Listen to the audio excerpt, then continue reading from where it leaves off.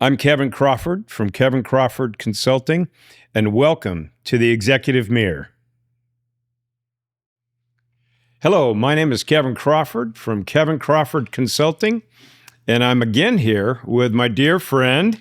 I'm Dr. Relly Nadler, True North Leadership, and I'm excited to continue talking about some of these crucibles that leaders go through. So today we want to talk about, I deal with all the time, and I'm sure you do, overwhelm.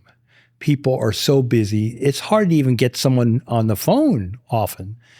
So what, like the executives you deal with, how do you see the overwhelm, or how do they present that? Like, what are some of the concerns? Well, I couldn't agree with you more. The world is so busy. There's so much coming at executives, this day and age. And we could have a whole conversation around how you manage the amount of information that comes to you, But the overwhelming piece is interesting. I think if you were able to get real candid conversations with all the executives, you would see that they all feel overwhelmed to some degree. Now, personally, I didn't experience it maybe as much as a lot of people, just because of my upbringing in the fire service. That's kind of a crisis. That's life and death. And so these things that I was dealing with, it didn't fall into that. So I guess that tells us a little bit about context. And I'd love to hear your perspective about context. And I think you hit on the word perspective. So you have a way different perspective because you've been in life and death situations where you got to make quick decisions. For the people that I deal with, even though I dealt with a fair amount of folks in emergency room, first responders, I've dealt with military first responders, it feels like a crisis, whether it's a real crisis or not, whether it's life and death. And so the cortisol gets released in the body, and all of a sudden they're not thinking as clear as they can because their brain is full of cortisol and they feel like they got to make a decision, and they're operating with less IQ points. And so I'll use that, as a psychologist, I've given IQ tests.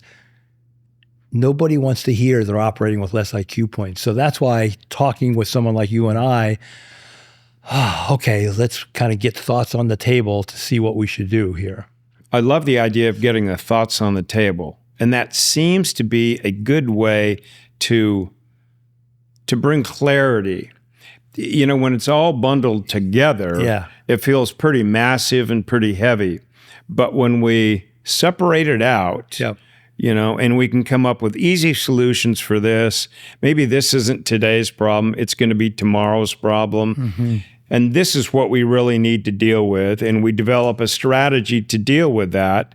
Then the overall anxiety seems to reside a little bit.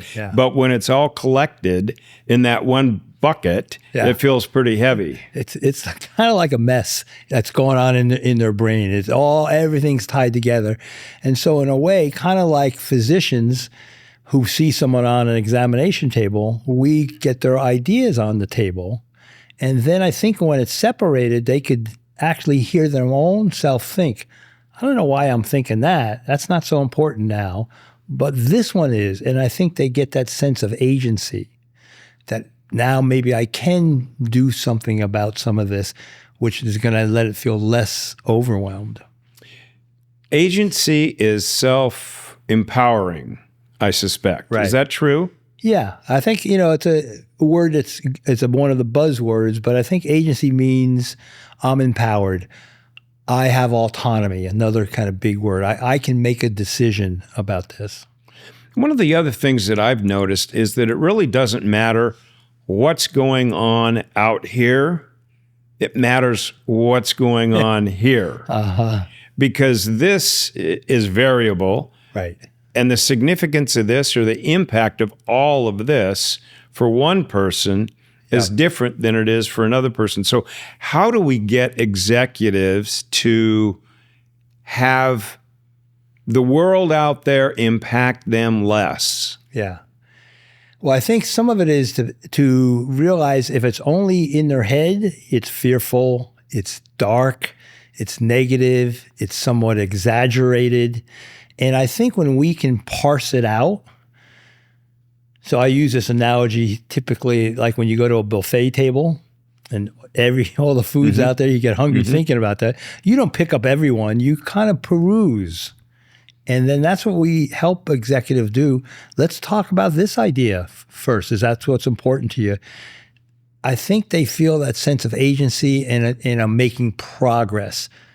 And then I can also look at some of these things aren't the same priority. So that would be the strategy in times when you feel overwhelmed. Right. Or borderline overwhelmed. We have this tunnel vision, or we have this reactive, knee-jerk response to certain things. And oftentimes that response is ill-advised. Yeah. But it's just the first thing that they kind of think about, and they want to take action on it. Yep. And they want to demonstrate some action, as we talked about last time. Right. And we need to get them to slow down their thinking. Yes. How is that done? Well, I think it's in these strategic, powerful questions, and you use a term I like to use. Leadership is slow thinking. Unless you're at the front line of a fire or you're in the military, you got time to slow down. And research is saying we only go to slow thinking about 2% of the time.